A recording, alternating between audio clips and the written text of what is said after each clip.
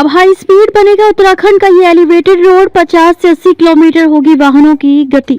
देहरादून में रिस्पना बिंदाल नदी पर बनने वाले एलिवेटेड रोड का डिजाइन अब हाई स्पीड ट्रैफिक के लिए संशोधित किया गया है। पहले 40 किलोमीटर प्रति घंटा की न्यूनतम गति थी, जिसे अब बिंदाल पर 50 किलोमीटर प्रति घंटा और रिस्पना पर 80 किलोमीटर प्रति घंटा कर दिया गया है। NHAI की आपत्ति के बाद सुरक्षा कारणों से घुमावों की चौड़ाई बढ़ाई गई है। ये 25 किलोमीटर लंबा प्रोजेक्ट अब बढ़ते ट्रैफिक दबाव को संभालने के लिए हाई स्पीड कॉरिडोर के रूप में काम करेगा। रिस्पना बिंदाल नदी पर बनने वाला एलिवेटेड रोड अब हाई स्पीड होगा। लंबी कवायद के बाद अब परियोजना का अलाइनमेंट बदल गया है। हाई स्पीड ट्रैफिक के लिहाज से डिजाइन में संशोधन किया गया है।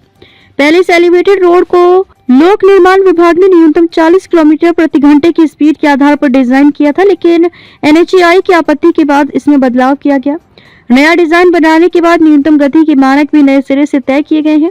बिंदाल एलिवेटेड रोड पर वाहनों के लिए न्यूनतम गति 50 किलोमीटर प्रति घंटे, जबकि रिस्पना एलिवेटेड रोड पर न्यूनतम गति 80 किलोमीटर प्रति घंटे तय की गई है। अब इस प्रोजेक्ट को हाई स्पीड कॉरिडोर के रूप में तैयार किया जाएगा। पुराने डिजाइन में NHAI की मुख्य चिंता सुरक्षा को लेकर थी। एलिवेटेड रोड के डिजाइन में बड़ी संख्या में घुमाव थे, जहां वाहनों की गति 20 से 30 किलोमीटर प्रति घंटे तय की गई थी। NHAI का कहना था कि कई बार वाहन चालक गति कम नहीं करते, ऐसे में इन घुमावों पर हादसों की संभावना बनी रहेगी।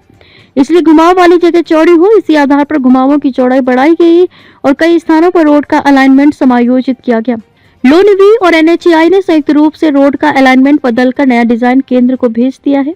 इस बदलाव के बाद ये रोड केवल एलिवेटेड रोड नहीं रहेगा, बल्कि बढ़ते ट्रैफिक दबाव को संभालने के लिए हाई स्पीड विकल्प के तौर पर काम करेगा।